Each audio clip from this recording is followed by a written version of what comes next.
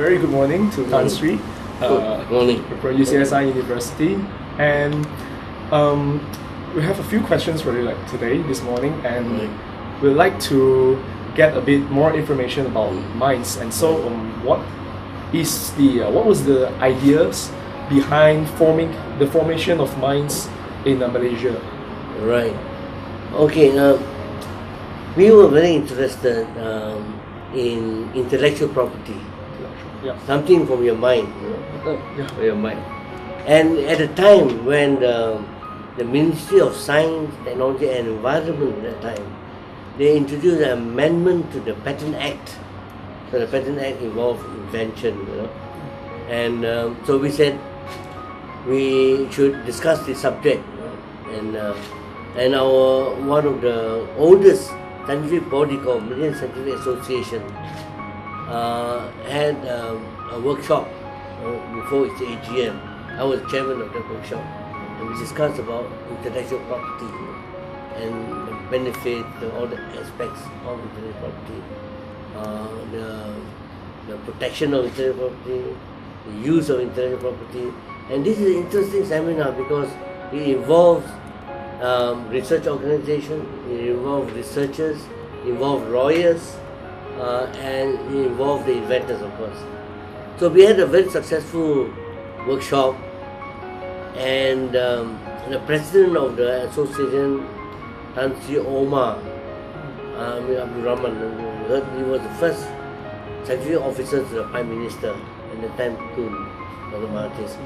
And at the end of the workshop, he said that we should not let this event pass by without leaving anything behind for history. So he said we must form an inventors club, and I was made a chairman of that club. Inventors Club. Inventors Club. Oh, So immediately we set up a Malaysian Inventors Club, and for the constitution we have no problem. We have a lawyer there, and but the name obviously should be MIC, Malaysian Inventors Club. Yeah, there's a clash. There's a clash. So then somehow we got an inspiration. We include industrial design, so we become Malaysian Invention and so A&D and Industrial and Design Society. And become Minds. And that's how it came about. So we've been talking about intellectual property. Maybe perhaps you could brief the younger community about what basically intellectual property is about. Okay, it's a product of your brain, and probably involves a lot. They cover a number of areas, because one area is from your creative mind, you develop a product or a process that can be useful, can beneficial to industry, and you can protect it as an invention. But there are other products of your mind. For example, you're a writer. Your books is also protected copyright. You have a business, you may have a trademark, and they also can be protected. Yeah. So there are many aspects. But we concentrate on the technical aspect, the invention, discovering inventive steps, or solving problems. Of course, for example, engineer Hua Kian Seng, developed a system to pass information from one computer to another through the pen drive, and he's very successful in this area. So that is a invention and useful, and many other things. I think in this room, without the invention, life would be not as good as we enjoy now. The air conditioning, lighting. Now we have LED, chairs, aviation, so many things. From the picture right behind us, I've seen you meeting Stephen Hawking. And Tun Mahathir was apparently there. Did you mind telling us a bit more about the stories here? Right. Stephen Hawking, how it came about. Now, first about Tun Mahathir has been Prime Minister for a long time. Yeah. And mine was established during his period as Prime Minister. And in my contact with him then, he said that he is not so much interested in people repeating the same thing, you know.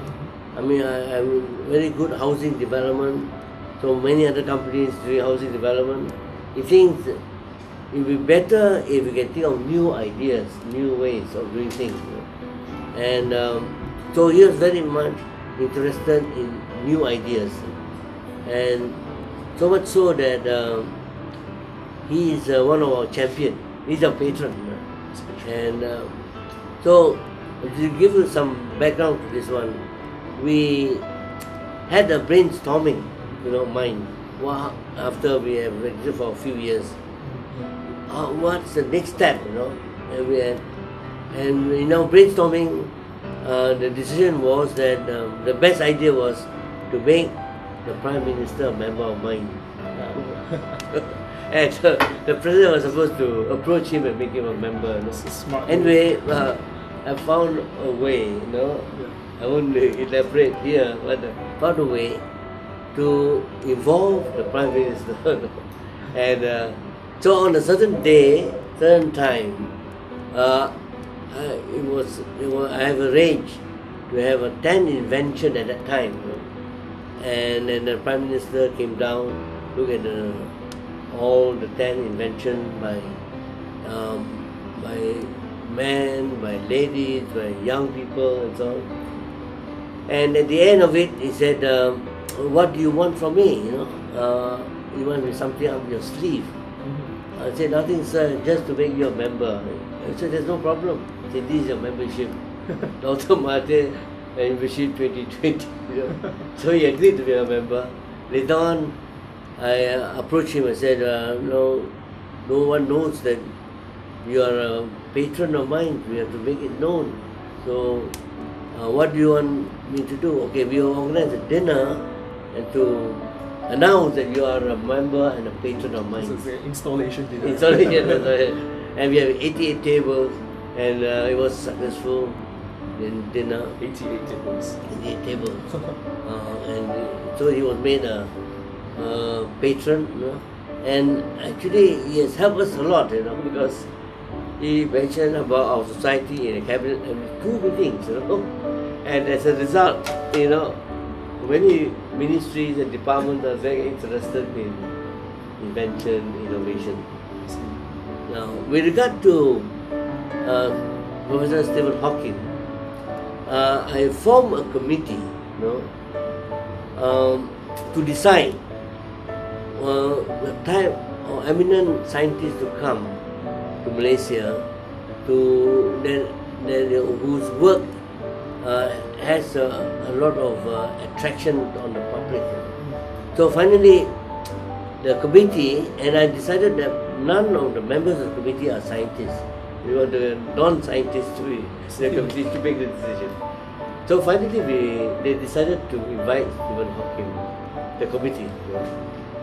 So we wrote to Professor Stephen Hawking, and not expecting a return. Very positive. And we were surprised. He said, yes, I'm coming. So Stephen Hawking agreed to come to Malaysia. And as you know, Stephen Hawking, theoretical physicist, astrophysicist, but only 2 fingers and his brain worked. The rest, he's on a wheelchair, he was synthetic voice. But anyway, he came, agreed to come for 10 days. So we decided, we don't know how to handle, we have not handled such a person before, to look after him, He had 4 nurses accompanying him. So we said 10 days, but we have minimum number of activities. One meeting with the Prime Minister, 2 talks, 1 public talks, and 1 to the professionals. And when he came, we gave a public lecture. I must tell you, at that time, 1994, when he gave a talk, there was a gathering of musical raise funds for at that time Bosnia problem, raise funds for Bosnia. There were 5,000 people there, and we are competing with the same time we are still Hawking talks to the public. We had another 5,000 attending Stephen Hawking and the PWTC. So it's good. And as you know, the talk is prepared. You just have to press the button, and the synthetic voice will come out. And and I was asked to give a vote of thanks. And somehow during that period, his text was never given to me until when he about to give the talk. And while he was talking, I was desperately waiting through his text. But finally, I made a comment on his talk. He was talking about evolution, and then somehow all the elements, human beings are created. So, but in the process, he did not mention the work of Professor Wilkins. The DNA, the DNA, the double helix structure. Wasn't in Crete, but there's also Wilkins from King's College. I said, first of all, in that theory, it may be too simplified. Or just by chance, human beings are created. But the other point is that the work of King's College was not mentioned. And then he admitted. And then, of course, at that occasion, we made him a life member of mine. But what I want to tell you is that with all his disability, he thought that he was not occupied enough during 10 days. In spite of 2 interviews with the Prime Minister, talked to the professional, talked to the public, and we even brought him to some cultural show. And of course he cannot dance, but he turned his wheel around. And so we had a good time with him, and I thought it should be an inspiration for even elderly people. Elderly people still their limbs are still mobile. His brain and 2 fingers. The story of Stephen Hawking has definitely been very, very inspiring. Yeah, right. And there's a picture. So speaking back about Minds, Minds has been very, very persistent in organizing this ITEX. So the International Innovation, Invention, Technology Exhibition. So what was it like during the first year of ITEX? How was it like? Okay, I must tell you the ITEX and the reason behind it. Of course, Minds was, we had inaugural meeting in 86, but the society was registered in 87. And most of the committee members are working people, so we call our committee all 6:30 workers. 6:30 workers. Because when they're only free after 6, after they work they come. And for 2 years we were planning what to do and so on.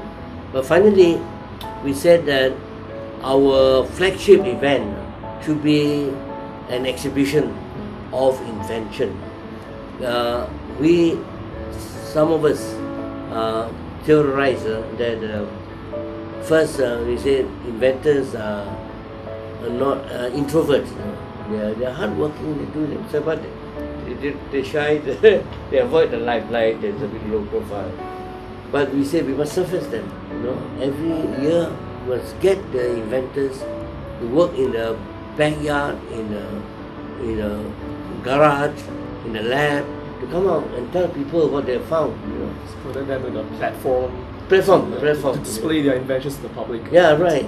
And I will tell you the story about this. So in '89 we held our first inventors exhibition here, and our 50 inventions were showcased. Now after the event, many of my friends and contacts said, this will be the first and the last. All the ideas in Malaysia would have dried up. No more ideas for the next one. So being a researcher, I disagree with that because we know as a researcher, you get your ideas all the time, you know. We are active researcher, and the ideas are developed at different stages. So for 89, some are ready, but many out there are maybe the 25%, some 50%, some 55%. Next year, these people will come, you know. So we said, no, we will do it every year, and we have been doing it ever since from 1989. Do you have Every any, year. Do you have any impression on any very prominent invention? Any example of it? Do you have it? I can give you an example. And so the number was 50, and the last 2 years it's gone over 900. 900. Instead of one country, Malaysia, we have 20 countries.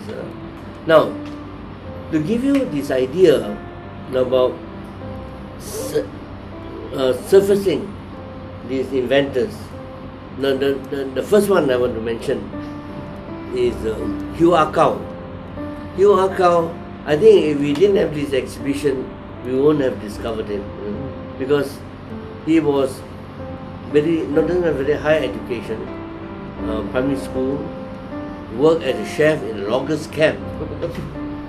And what he discovered, so the loggers are very fussy about their boiled eggs, you know. They want different hardness, you know, and he has to do it right in the middle of the jungle, you know, and no other equipment, so except fire, hot water, and container. So he thought, okay, one way to do it was to boil water and adjust the rate of flow of the water out, and the rate will determine the hardness of the egg. And he called it eggmatic. He called it eggmatic. Just a plastic container and a tap, you know. And so we gave a bronze exhibition.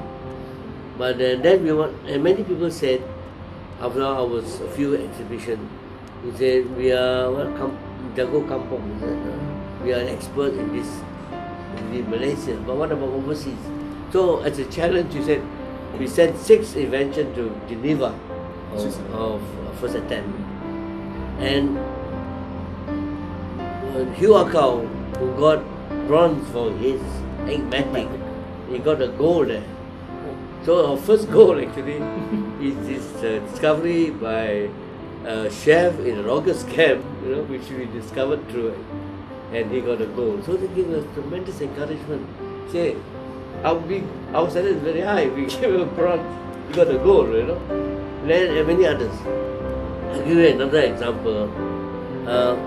This is a discovery by a Sikh, non-Muslim, right? A Sikh surgeon. And a Sikh surgeon had been observing how male circumcision, you know, say, the traditional way, they bring this young boy to a river, cold water will cool it down, and then they will circumcise, you will yell, you know, and then it somehow get into the way, and then there's infection, and it takes time to heal. So this Tara Singh, this Sikh, his name is Tara Singh, developed a device that will stretch the foreskin and so there's less blood, and the circumcision is very painless, you know, and because of the device, there's no infection and heal much faster. And he called Tara Clam. Tara Clam. Name after him. Name after him. And then we gave him a bronze. So but he wanted to go to Geneva, so we sent him to Geneva. He got several gold. Algeria gave him a gold and asked him to come to Algeria and mass circumcise the male population there. So, and then finally his invention had been sold.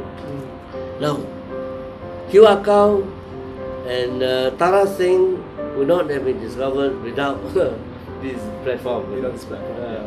So we encourage them to, and many others, you know. Another one I will tell you, since both of you are engineers. Yeah. You know, if you go to a workshop, you have the spanner, right? So usually the workshop was split, different sizes spanner. So what Mr. Yap, he said he decided to have one spanner that you can adjust the size. He called it Yap Panner. He went to Geneva, got several awards, several gold from Thailand, Taiwan and various other places. It's widely used in the market right now. The spanner. Now he's doing business on that. And many other such inventions. And these are invention by people, it's not like barefoot inventors. They are all individual inventors. They spend their time and their resources to develop. They started from nothing. From nothing, yeah, right. And a lot of stories about that. Of course, after 25 years in our book, we highlight some of them, And but this has caught on to research institute like MPOB, 30% of the invention now have been commercialized. The universities come in, to participate, and also develop products and so on. The typhoid kit, for example, typhoid, where you very efficient and fast way of determining whether you have typhoid. So this has created interest, but more important to mind is that we think we have enhanced or turned many Malaysians to believe that self-confidence, that they can also contribute to new knowledge. See, I think, as you know, because I've been taught in the university since 1959, our students are very hardworking, and sometimes I remember one year I said, we are not giving you any work during vacation, or we don't suggest what you should do, but you tell us what you have to do, and I will then give you some advice, and then modify it. And after 1 week, many of them had problems. So they came to see me and said, "Sir, you tell us what to do. We'll do immediately, but tell us what to do." And we said, no. The objective is you tell us what you are interested in. And so that's a problem because we're so conditioned. Yeah, so From conditioned. preschool, primary, secondary school, that somebody on the top tell you what to do, whether your parents or your teachers tell you what to do. Of course, they meant very well. 99.9% they're correct. But we want to bring out your unique idea, from you. And so I thought, and this is one of the, I think, our major objective actually is to, actually for me, grew up in Second World War. I was 7 years old During the Second World War. during the war, 1941, Japanese came. And then we, of course, colonial past. Of course, the British have done quite a lot for us. And then after that, we gain our independence. The testing point is the independence. When I graduated, of course, we were entrusted with certain responsibility. Starting university here, 1959, and then creating new things, new system. Your airline, For me, I started the chemistry department here, Penang, and then I was trusted with palm oil research. Palm oil became 1960, small amount, but by 70s it was growing 1 million tons a year. It's amazing. Amazing. And then when we are in trouble, I was in Europe. I contacted Unilever, which is a big company, and they said, I said, palm oil, there's a lot of positive things about palm oil. Why don't you speak out? And when he turned around, that's not our job, it's your job. If people don't like it, we drop it from our list. It's your duty now to go and convince the world, you know. So we suddenly, we realize that we have to take responsibility on our destiny. Now, so when we form minds, we got some comments on the papers. So what is it that Malaysians can invent that the world has not invented? In other words, there's no necessity to form minds. Whatever technology you want, you can get, but it's not true. It's not true. I have a few examples. When we approach a certain company in Europe, say, we need this, can you tell? No, we are not selling this, or we are keeping it. So with independent countries, you will have to solve your own problem. And so, but we can do it. We can do it. Yeah, if we're given the chance. And we have experienced this. We even challenge the young people. They also come up with solutions. And an example is our industry. When we had this farmer affluent for a palm oil mill, we invite a lot of consultant experts. Finally, the 5 solutions all came from local.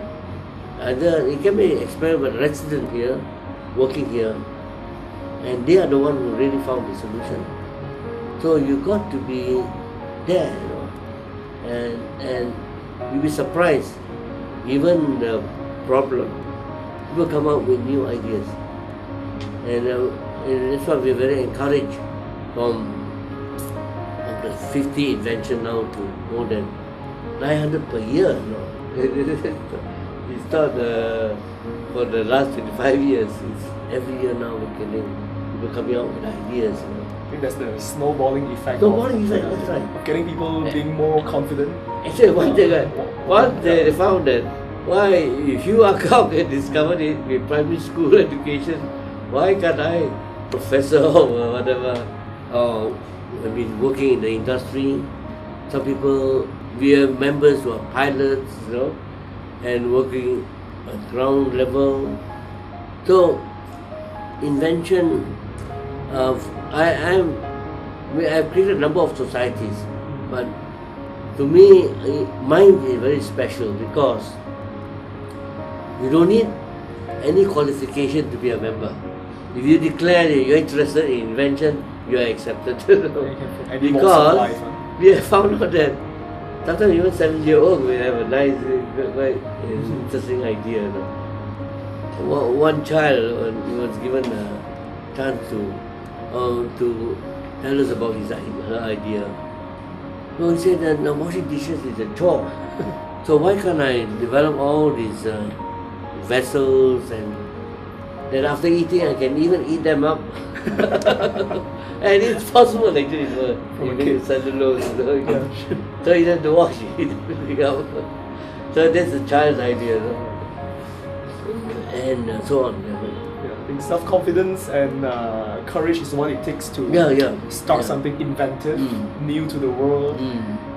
So what has been the biggest challenge in the earlier formation of minds? The biggest challenge? Okay, there are a number of challenges, but we are also a number of champions who support us. I think the biggest challenge is to convince people, to get volunteers, to believe that this is a worthwhile approach, to their thinking, that they can produce something new. Because I think the biggest challenge is mindset of our people. Because I found this throughout even my undergraduate, postgraduate, and that when you have a problem, there's a solution somewhere. Someone's supposed to give you a solution, either your supervisors or your lecturers or your professors. But But I want to tell you this story because in 1961, I went to London, King's College. And, so I was interested in a new field of free radicals. So I went to see the professor then and the supervisor, very well known, very brilliant chap. If those who know about this, in UK, one of the award for chemists is called Mandela Medalist. He's a Mandela Medalist. And then so he told me that okay, we can try a new reaction, and this reaction will do some cyclization, form a cyclic compound, and it will form a 6-membered ring because of thermodynamic grounds. So I went, I planned the work. I tried to prove that he's right. Then I found out that he was not quite correct. I mean, it's quite normal because you are not certain of the results of your research. Otherwise, why should you do research? But based on some speculation, based on some theoretical ground, you think you form a 6-membered. But my investigation, we found that it's not. And then now, how to tell him? Now coming from a third world, I did my masters in Singapore. And discovered a mistake in I its calculation. covered the thing not according to its expectation. Yeah. So anyway, I plucked up my courage and then said, Dr. Kadagan, I did all these phases. It did not go as you predicted. He was so angry. He said, damn, walk out of the lab. And then I think he was so sure that it would come out. But that's experimental science, So, but anyway, I said, okay, that means I was sent to UK to get my qualification to become a lecturer. That was gone, my future is gone, And at that time I had family as well. So we had to go back home without anything. But 5 minutes later he came back and said, thank you very much for telling him the truth. And so that was one of my experiences. And then of course later on we found out that some work in Paris, in America and Australia, confirming what I had found. It was unexpected ring closure. And later on, it was a professor at MIT who gave the explanation. This is called rationalization. After you have found the thing, then you explain the rationalization. It's not logical. Yeah. And later on, this is very interesting. Later on, when I appeared for my viva for my PhD, the examiner said, you planned to do this and you didn't get it. Are you sure? I said, based on my experimental evidence, I'm absolutely sure. We said, I did the same experiment before. I said, couldn't get it. Couldn't get it as you discovered. So I said, if I didn't tell the truth, I would have failed the exam. So my examiner did the same experiment. So he got all the details, so he can judge what I've done. But it was very tough. It was very tough, and because the data very close. But I made a decision that is not absolutely sure. It's a really inspiring story. It surprises me as well. So right now, we are setting up a university student chapter in UCSI University, and in the future, in short, we have a lot of events based on maybe spreading the awareness on design thinking and also on intellectual property and many more regarding minds. And the formation of the student chapter is new. And Tan Sri, do you have any words or advice to the younger community, with the university students, on how to achieve something spectacular during the era of study in their life? Yeah. Well, okay. You know, just answering you indirectly. I think the university professors have been very clever in creating this, particularly the postgraduate center. You know why? Because no postgraduate stays more than 3 or 5 years, some 1 year, and it was deliberate. So it was deliberate, and that's why side remark. So most of the professors look very young because they meet young people all the time. So not more than 5 years after PhD off, they go and new. But this is a very good system because the professors always now come into contact with young minds. Now that's important. The professor is very focused on what he thinks are young minds come fresh. They don't have baggage, of past experience. Less stress. And they ask questions, some basic questions, which sometimes the professor cannot answer immediately. But these questions are useful to the professor because they should think, yes, it's a valid question. What is the answer? Questioning all your conclusion and all. It's a good system. So, sometimes you may think that the university does depend on the famous professors, but the famous professors depend on the good students coming through, and impacting on them, asking them questions, and so there's a lot of opportunity for the university doing research, the experienced professors and the young students to break new waves. I think there's a lot of excitement actually to make discoveries, and the young have a role.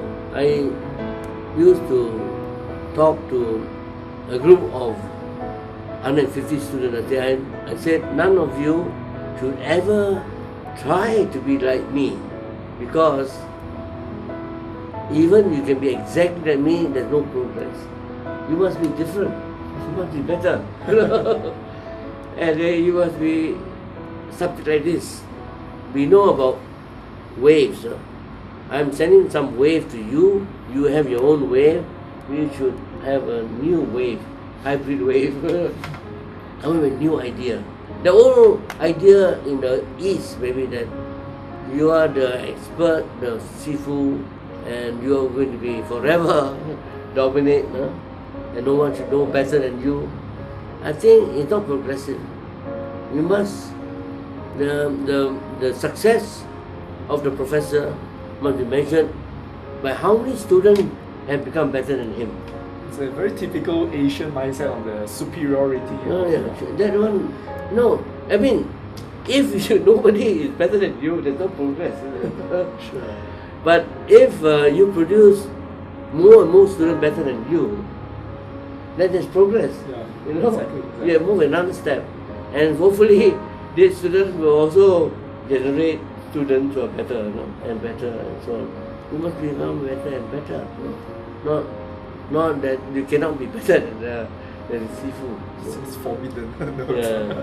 Actually, it's also not true.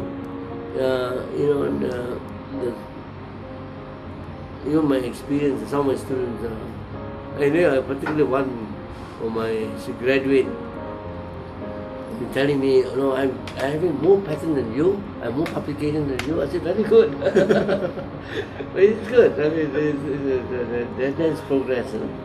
And we expect that the new brain contacting, impacting with you, that you become a different one, better than either one. The formation of the student chapter in UCSI is definitely going to be a good one.